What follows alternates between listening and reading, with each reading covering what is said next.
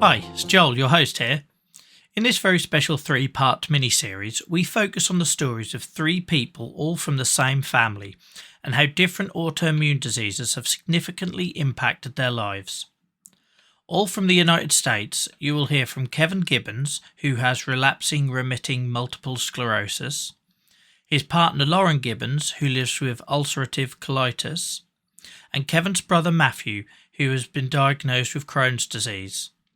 At the time of recording, we didn't plan to tell this story as one, and as such, each episode can be listened to in isolation or out of order should you wish. But as this family, one by one, stepped forward and came onto the show to share their lived experiences, it touched me on a level that even after years of being privileged enough to have a front row seat with people sharing their most personal stories, still moved me, much to my surprise. Coming from a family with a history of multiple autoimmune diseases myself, their shared experiences resonated with me and how I, as a big brother, share the pain and feelings of helplessness with my siblings who live with other inflammatory conditions. I wanted to draw the listener's attention to the fact that these are 3 people in one family enduring so much at such young ages. I felt I owed it to them who, for the majority, were bravely telling their story publicly for the first time, to do their stories justice and give them the platform they deserve. If you enjoy these episodes, please do subscribe and leave a review wherever you listen, and thank you for listening. So I'm delighted to bring in tonight, guys, somebody that has been a sort of like real shining light in our Twitch community over the last couple of months. Mostly, I think, dragged there by their other half, but we'll get into that and find out. But I think this is really special for me because we create our peer support community over on Twitch. We use gaming for an escapism, and we do that, to build community. But this is the first time that out of that, we've had a guest come on the Chronic Pain Club talk show live. So without further ado, it's an absolute pleasure to welcome in Kevin Gibbons. Kevin, with magic, you should be there. How are you? Doing well. How about you? Thanks for having me. Yeah, I'm good. This is the first time I've heard your voice, which is a little bit weird. Because obviously you watch me all the time, but I only sort of get text chat. So so hopefully you're the more comfortable one in this conversation. You should feel like that. I don't know what time of the day is it where you are. Thank you for joining us on your Sunday. It's not quite super early. It's about 11 o'clock, so it's not quite super hot yet either. It's nice. Okay, cool. Yeah, I feel less guilty about it. We've had people join us on here and they've sort of like just randomly dropped in. It's like 3 o'clock in the morning. I feel really guilty. So first of all, Kevin, do you want to just sort of introduce yourself? Let us know where you are in the world, Yeah, of course. And then we'll get stuck in. So my name is Kevin Gibbons. I'm a decision support analyst at a small community center hospital in rural Washington in the lower Yakima Valley. It's a lot of numbers, a lot of numbers in reporting, but they're important numbers. So it's decision support. They're important. Yeah, brilliant. No, as somebody who's got a career in IT, and I always sort of try to justify it without it sounding sort of geeky, is very important. so yeah, thank you for giving up your Sunday. I really appreciate it. And yeah, this one's really interesting for me because I think you're a part of our community, and I had no idea. Like a lot of the time, we've got people in our community that we sort of share quite a lot. And by all means, guys, continue to share your story in chat as we go along. And we sort of get quite familiar with their challenges and everything else. And then it sort of like came up that you were living with multiple sclerosis, and that kind of wasn't on my radar. So yeah, do you want to maybe tell us a little bit about, well, maybe first of all, what multiple sclerosis is, because this is the first time we've covered it on the show, and then Sure. we'll get stuck into your sort of diagnosis journey. Sure. I'm certainly no expert, but I'll do my best. You're a lived experience expert. That's good enough for us here. I learned a lot from physicians. So multiple sclerosis is an autoimmune demyelinating disease where your immune system attacks your nerves in a way that instead of attacking the nerve endings, it attacks the myelin sheath, which is sort of like an insulator. Imagine an extension cord, how it's got plastic or rubber on the outside so that the electrical signal doesn't, short out. Nerves work kind of the same way. And what's happened to mine in my case is that insulator has been destroyed by my immune system, and the signals don't travel properly. So yeah, it doesn't jump. They don't jump to other nerves. I think but they'll just stop working essentially. Okay, and then how does that kind of present for sort of the average? I appreciate you can only talk on your own experience, but how does that sort of present that damage? Well, for me, the first thing I noticed when it all, and I guess kind of how it started, was tingling in my neck during final season at university. And we didn't really know what it was, so we kind of just wrote it off and let it go. That's all it was. And then a year later, final season again, next year, I got eye pain. And when I say eye pain, it was optic nerve pain, because it was behind my eye. It's like a headache almost, or a migraine. And I had a blind spot in my peripheral vision, which was new. It must have been terrifying. It was, because I just woke up one day, my eye hurt and I had a blind spot. I was like, this is bad, whatever this is. And we can get into that more.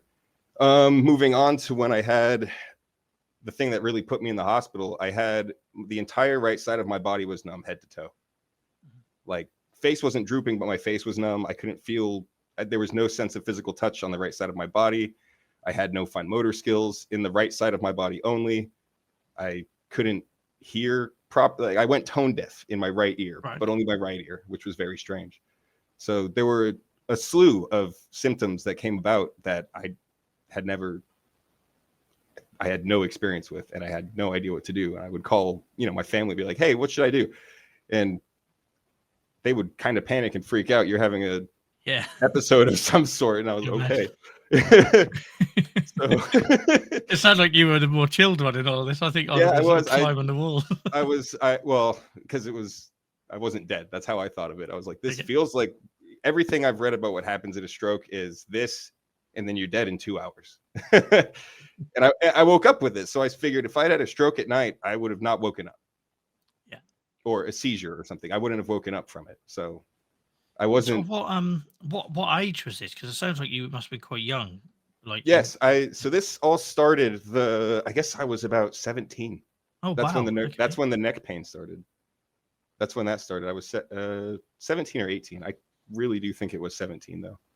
And then like I said, it took a couple years for it to really evolve into something that made me go, oh, I have to address this in a more immediate fashion. Yeah. And I, as somebody who played contact sport, and I understand you did as well, I imagine that must have been so easy just to put that down to your sort of hobbies as well. I don't know. I don't know if playing American football has turned my brain into mush. No, what I mean is, sorry, I wasn't clear. At the time, you get a pain or an ache or a tingling or the amount of sensations and things, I would just automatically put down to you're almost taught be tough because it's not going to be a big deal. You'll get better. Because you've got this you do contact sports, I think the amount of things I dismissed anyway, because I just thought because I do that thing, I don't know, that's what I was getting at. Sorry, I wasn't clear. If you had sort of similar sort of thoughts. No, all of my injuries are because it didn't really affect me when I was playing sports. I didn't play sports in college. I kind of stopped being athletic after high school, which is when the MS started becoming a situation anyway. So the football would have been bad if I had continued it, I think. Worse, I should say. I don't think that it was good for the condition. But I think that if I'd continued doing a contact sport or really any physical activity that was strenuous in that sort of fashion, it probably would have exacerbated the condition itself. So what sorry, carry on. I do think I kind of dodged a bullet in not continuing with sports.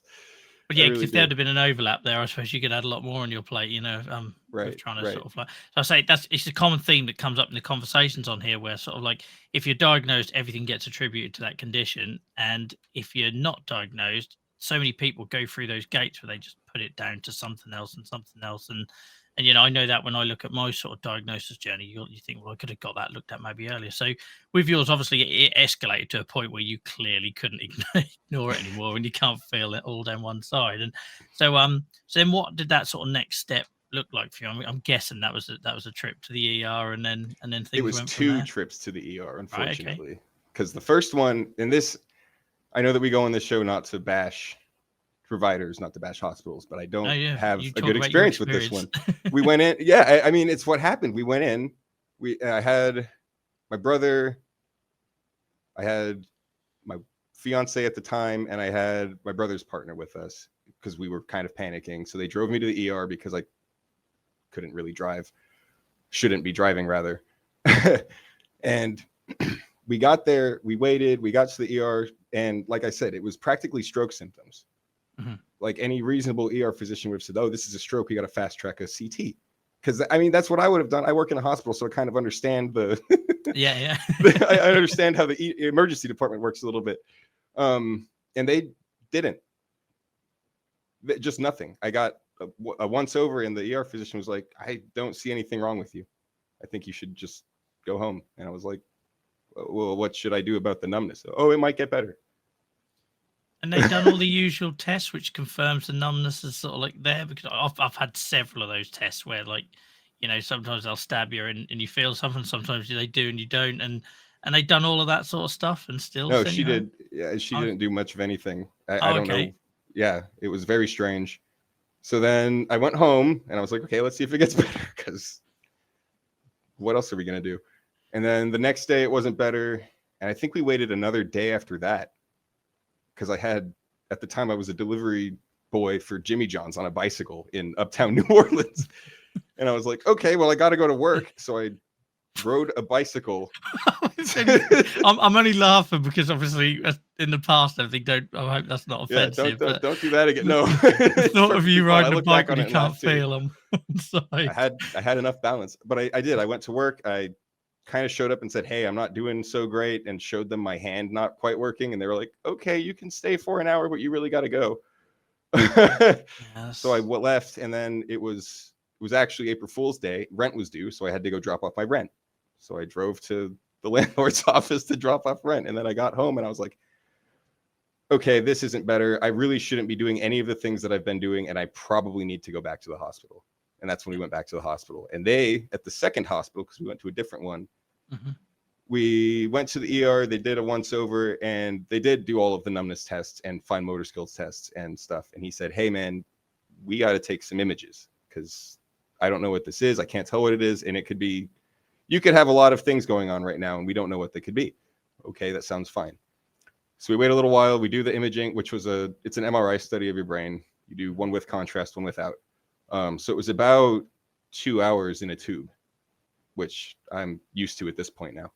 And then you got to wait for that to get read. So I was sitting in the waiting bay, I guess you could call it, for about half an hour. And then they call me back to the room, and he sits me down and he looks at his images and he says, okay, this is going to be shocking, but I think you're okay. You've got 10 lesions on your brain and central nervous system.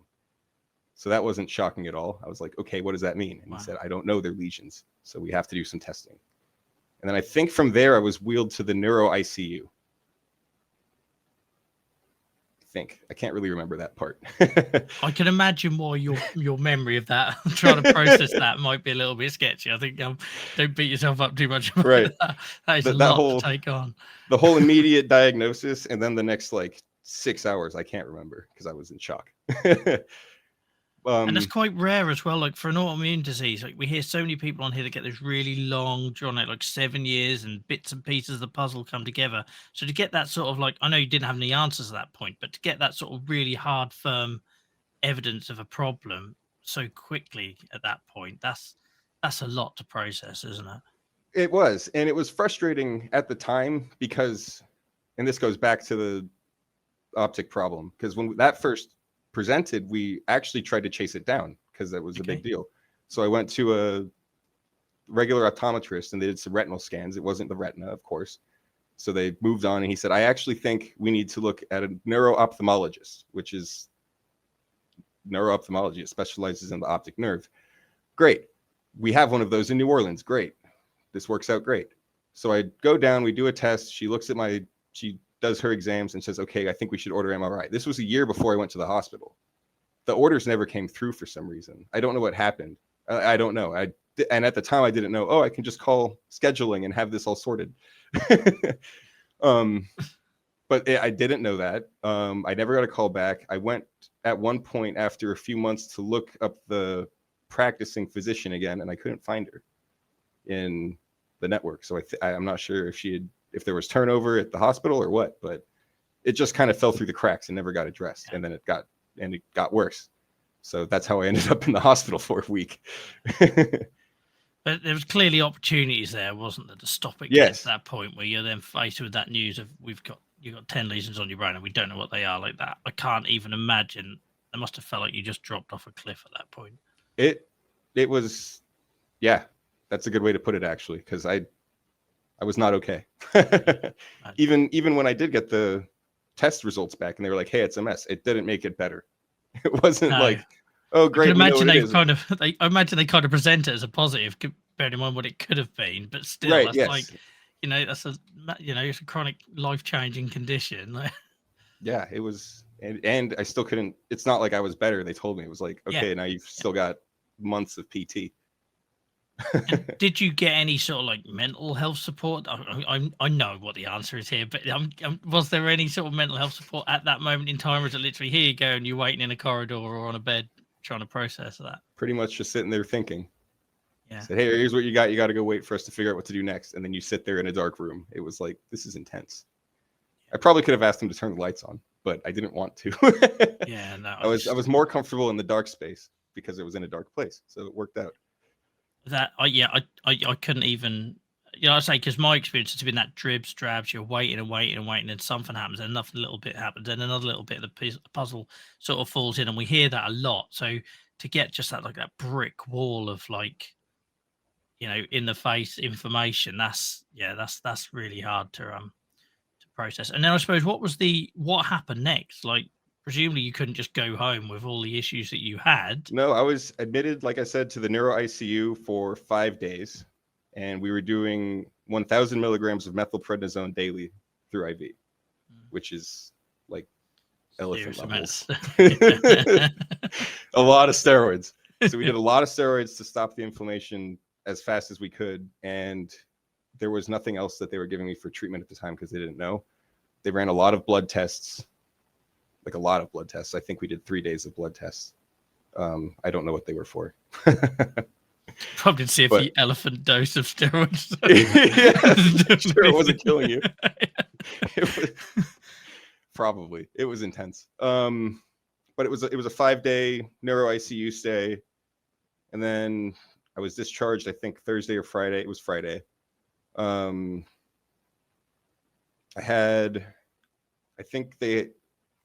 Before I was discharged, they met with a counselor and we scheduled a neurology appointment for like 10 days later, which was good that even worked out. We started getting the PT worked out because physical therapy was important. We just, as we were in the hospital, we started working on those things because those were the next steps. And then we did about 2 months of physical therapy that was like guided at a clinic. And after that, it was all at-home physical therapy for about 2 more months to get sensation back and fine motor skills back. And that luckily worked. Life-changing then. Like right. that moment in time, especially. And right. So I guess the whole time this is going on, you've got issues with like work and finance and all the other things that come with being laid up for that long. So like, how did that impact you? Because like, I don't know, you watch television, don't you? And people get a diagnosis and then that seems to be like the path to recovery, but people don't appreciate that delay that you have and the disruption that comes during that process of getting to a manageable place, and I'm not assuming you're in a manageable place now, but you know what I mean? Right, no. So how did you... It's, I don't even know how I just didn't stop. Because the other thing we did is we started medication and there were side effects that all at the same time. All during physical therapy, all this stuff, we started the biologic and it had side effects that were debilitating that lasted about a month. So it was all just piling on. And all I could think was, I'm doing all of this stuff to get better and then it will be normal. Right now it sucks and it's going to suck, but it will get better. You're working to make it better and you can see it getting better. That was important, is I didn't even track my progress that well. I really didn't. But being able to go from the day to day and see, hey, this is improving and improving and improving. That's what kept me going through all of that, I think. Like the most, I should say. And I'm assuming you had some sort of like support network or something around you in terms of family, friends, or just family and friends mostly. I really didn't reach out that much. My wife was incredibly supportive. My parents were incredibly supportive, but I didn't want to burden anyone, so I didn't ask for help. And part of this is saying thank you, because I found this group, or I should say Lauren found this group, and it's been great to get into something because shared experience is really good. And frankly, I didn't even consider it. Thank you. But as somebody that didn't lean on any support groups or charities, like full stop. I've had long-term health conditions since I was 10 years old, and I got to my 30s before ever reaching out, and then things are available, and we spend all day on this show telling people and signposting and stuff like that. There is definitely some personality types or whatever, those of us that we just don't, we'll put our head down, focus on the goal, lean on those around us, and crack on, and not know that there is sort of like a bigger support sort of system available, isn't there? Yeah, and I would say for anyone, if there is anyone watching that is in a situation that they're like, oh, I'm not feeling about it, you should look into support groups, because even if you think that you're a not sociable person, there are other not sociable people in those groups. That's what I've learned. And you'll bond over that. Yeah. And I think that's the beauty of, like, for anyone who's joining us or is not familiar with this, basically we do stuff over on a platform called Twitch, twitch.tv/Joel-arthritis. And we use gaming as like a form of escapism. And I think gaming by its kind of nature is a little bit antisociable. Like I took a long while before I would turn on the mic on a voice chat or anything when I was a bit younger. And, so I think it softens the blow a little bit, because you've got that common thing that everybody's interested in, and you can dip in and out. It's not like this full on, so the first sort of like support stuff, I don't know about you, it sounds like maybe you didn't reach out or have that stuff offered.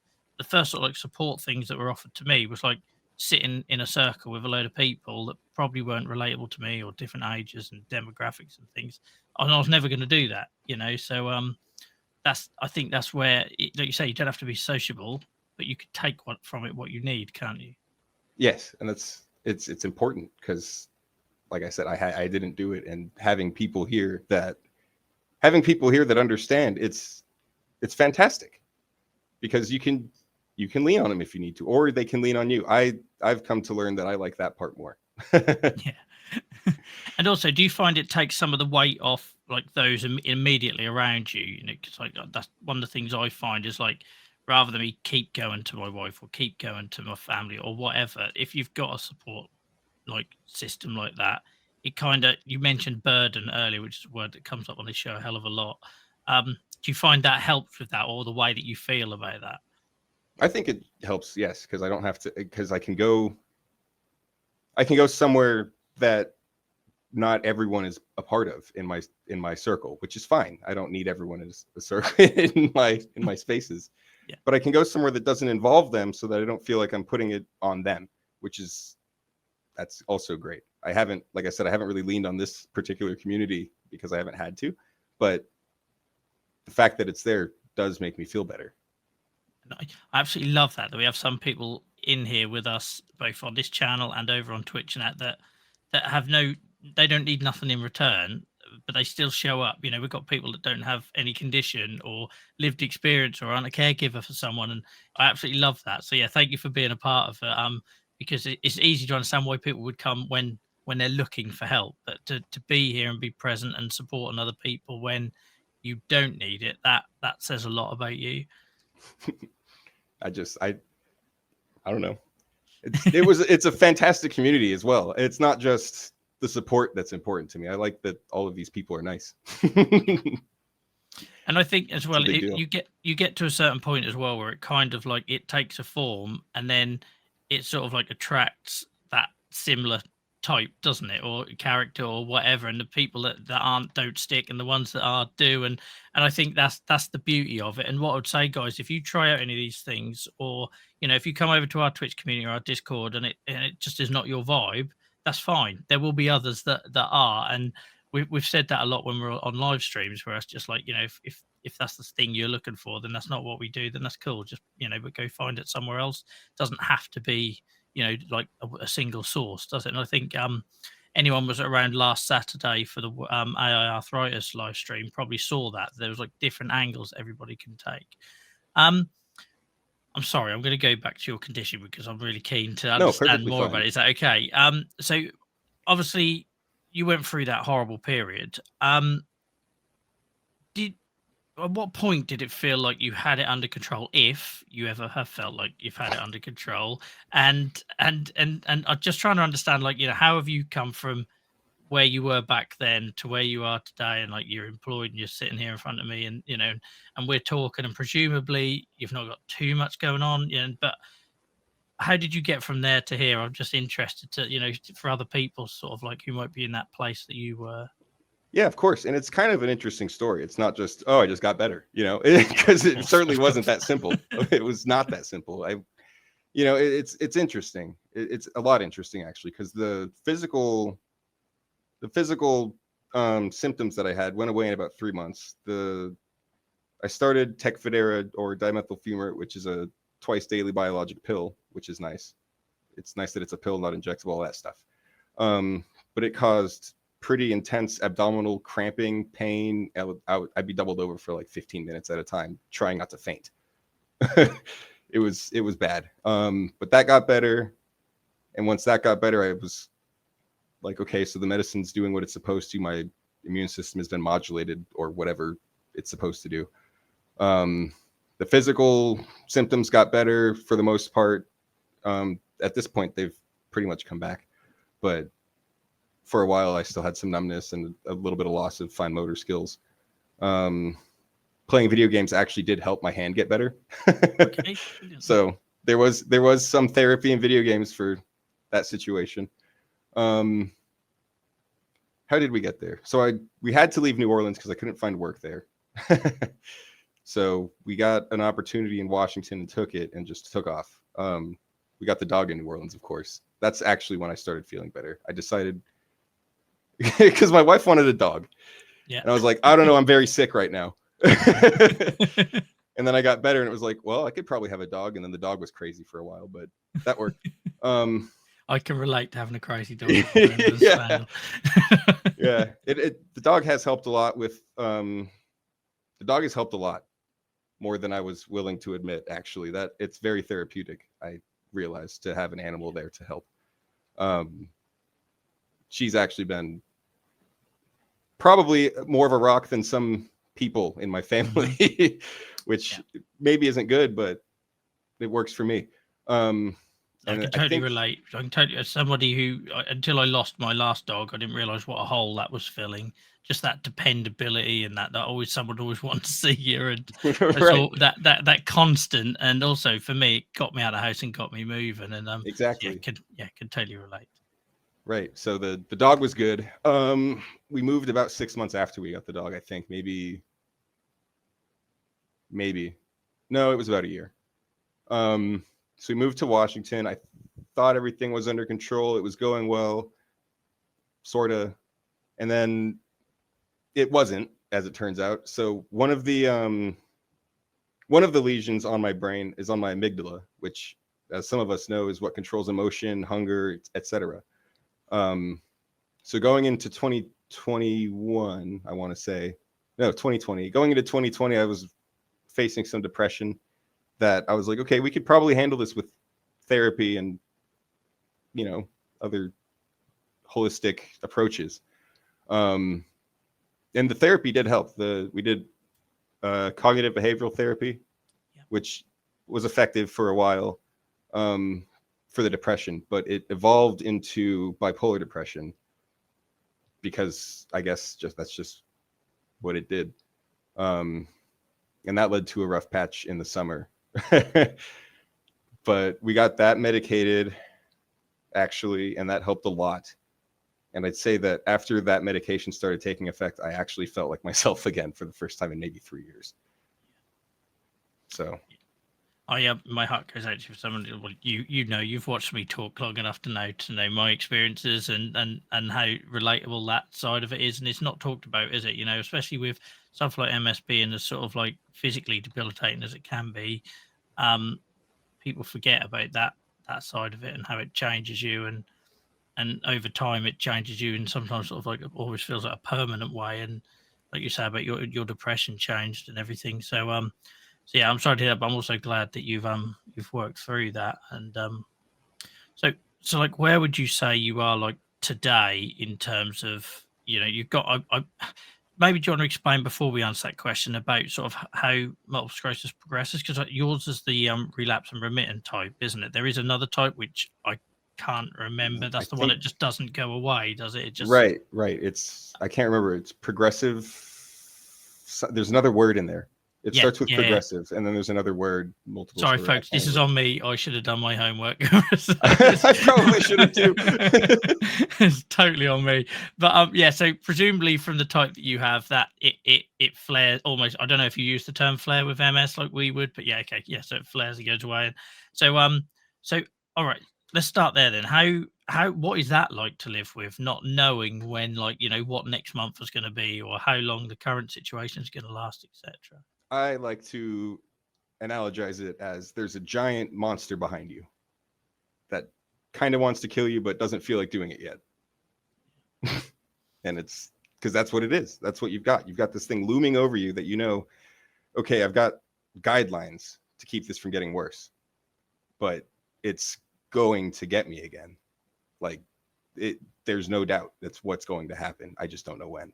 And it's hard to get used to. That was probably one of the things that drove me into depression. I was like, I don't know what I can and can't do effectively. I don't know. I can't go outside if it's too hot. I can't go outside if it's too hot, for example. I can't overexert myself. I need to stay hydrated. I have to avoid certain foods, all the things. So that was scary. And it goes back to that kind of like grieving yesterday, fear and tomorrow thing as well, isn't it? Like, do you struggle like I do to like live in the present when you've got that monster on your shoulder kind of thing? Because like even if you're having a good day, I imagine that's still in your mind at points through that day. It does. It's there all the time. It is there all the time. I've come to learn that it's there all the time and there's nothing you can do. And that has helped. I can't control it, so why would I worry about it so much? There's nothing that I can do except wait. So that's what I do, and I try not to let it bother me. And that sounds easier said than done. It took me years to get to the point where I am today with it. It took me until about now, actually. It really is it's a process of understanding what you're capable of, what the disease is capable of, and how okay are you with it? It's rough. And people totally underestimate that. If your condition is pain related, they focus on the pain, or in yours, in terms of like if it's like a disability thing, they focus on that. They don't focus on the effect it has on you living with it and living with that uncertainty. And what does your sort of cycle look like? Like how long are those flares or periods of remission? And, and I'm just trying to get a flavor of what that's like to live with, or is it really random? It is. I don't know. I've only been diagnosed for 4 years, and I haven't had another major flare, which is great. I think I attribute it to the medication that I'm on. Yeah. But I do have minor ones. For example, I'll get like I get ear pain, like in my ear canal. It's kind of like the eye pain. I get eye and ear pain that lasts for about a week. Sometimes the optic neuritis gets bad enough that I can't look at screens because it hurts. And it's like, well, I can't go to work today. And that's not good because it makes you don't even feel sick. You just can't look at stuff. Yeah. It's like, I can't work today. I'm useless. And it's for no reason other than my eye kind of hurts, or I don't want to make this worse because it gets worse. Because I have tried to push through it and it just gets worse. So the best thing to do is relax, take it easy, and keep it from getting worse, but at what expense? Yeah. And then on top of that, you've got the mental side, haven't you? So even if the condition is fairly well controlled, that depression side doesn't just I get so tired trying to explain this to people, but it doesn't just like magically, just because your body's well, it doesn't necessarily mean the mind is well, and vice versa. And so you feel like you're sort of fighting on two fronts, I imagine. Mm-hmm. Yeah. Yes. And having it under control certainly helps, but when it gets bad, it's hard not to fall into it. That's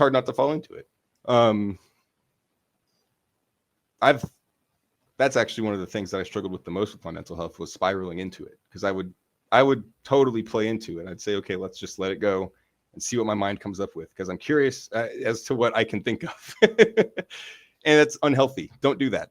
if you're listening, because it's you can spiral out of control, and it's a lot easier to go with the tide than to fight it as well. With that sort of I say personal experience again here, and that's the hard thing. You have to be so conscious of it to see the warning signs and to kick back out of that. And like I say, sometimes you can then get better. But I don't know about you. I always have a bit of a lag. So like physically, I'll get good, but then it's almost like you've got to process all the stuff you missed out on, all the stuff you had to cancel, all the stuff you might have lost.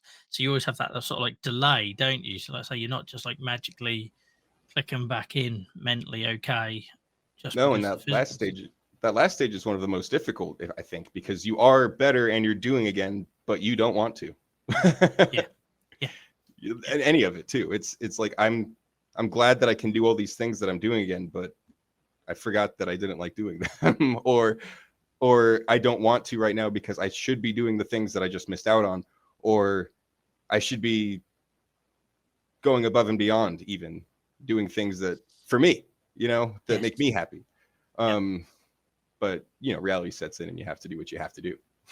Yeah, that bit in particular, we haven't covered that on the show, and it's really important because I do that. Like I've started like adding on a couple of days, like a buffer, because I always feel like I almost like have to like make up, do stuff for me, do something for me, the well-being kind of thing.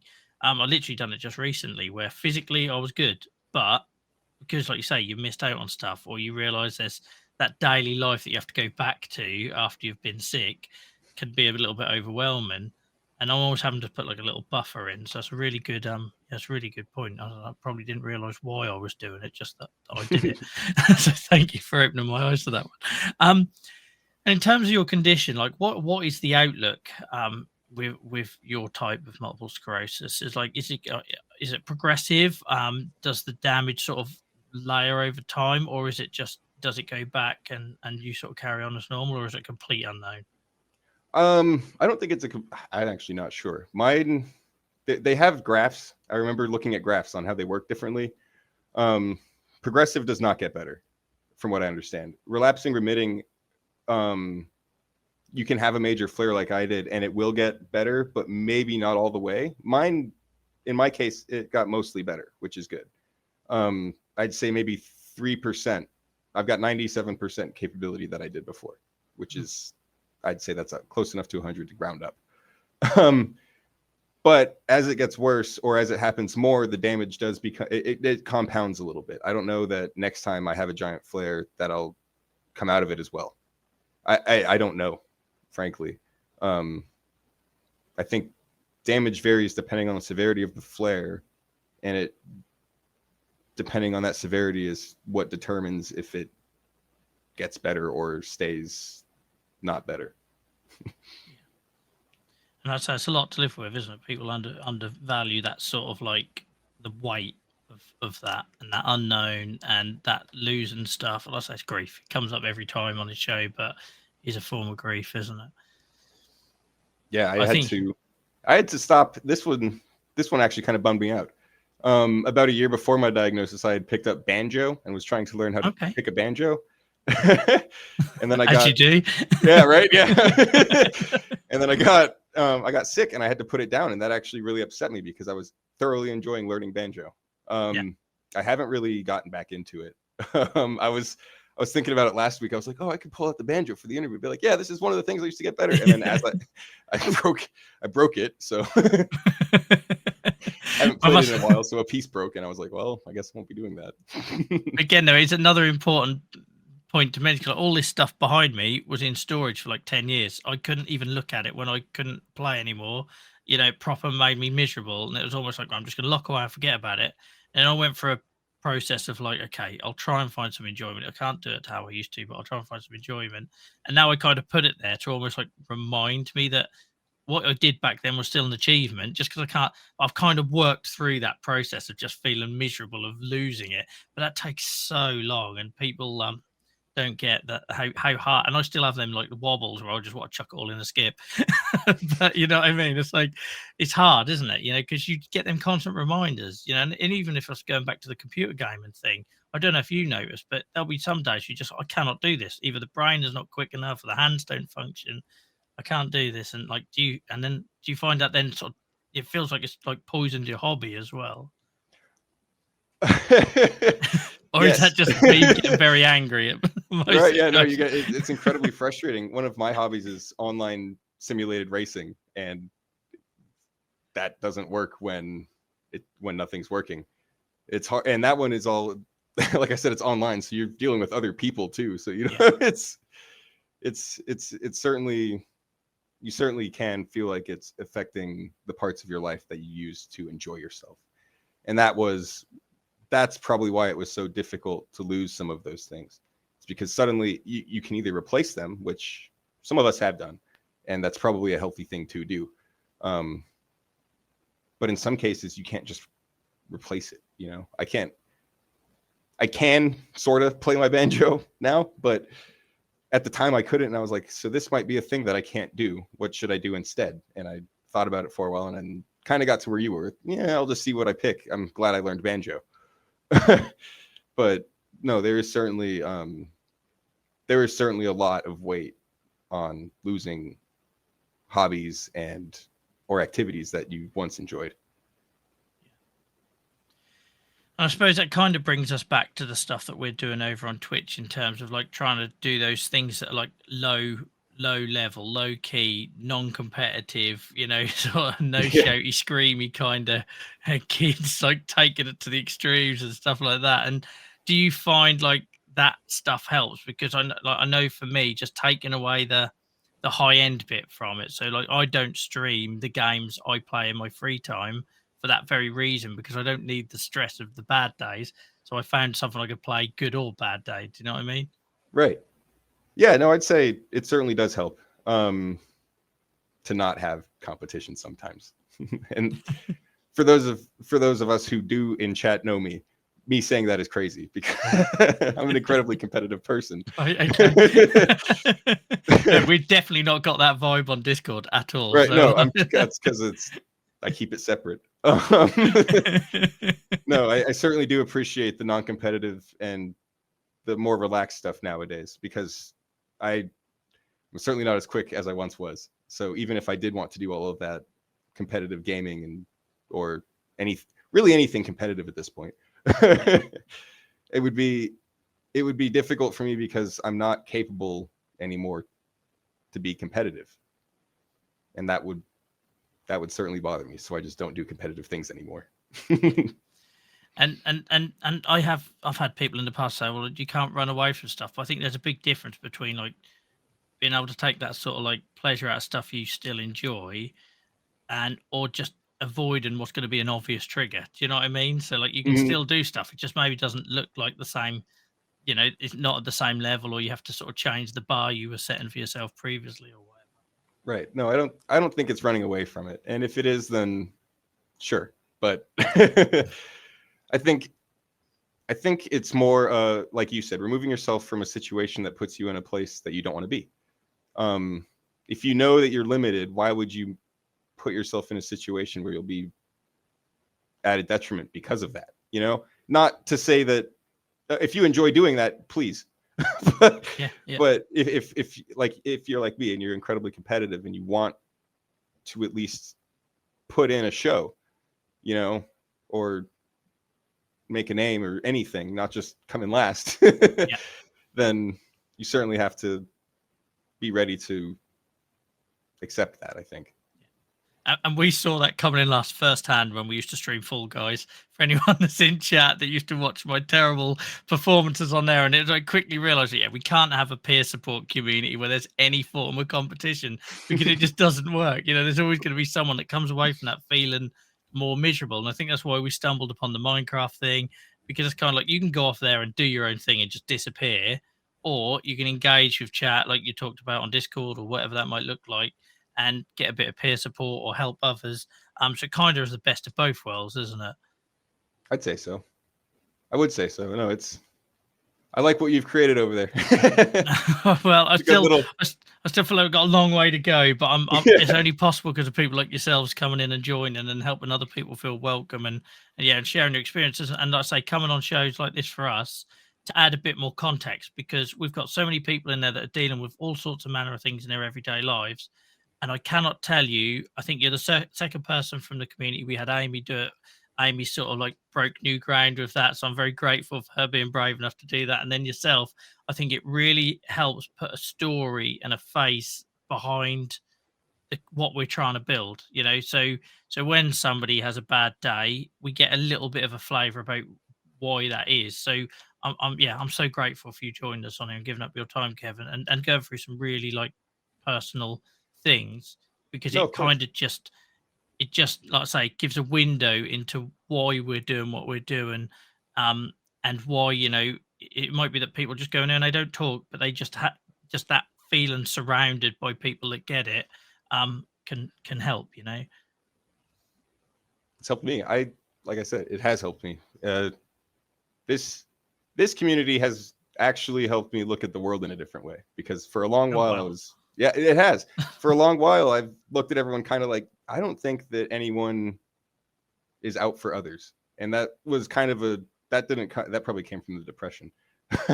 Yeah, no, But it stuck, and I went with it, and I met this group, and I was like, these people are working for others. I mean, of course, they're doing their own thing. They have their own lives. They're all their own people. But in this setting, they're all here together in just for fun. It's fantastic. For fun, for support, for all the stuff. And they're great people. So thanks. That just makes my year.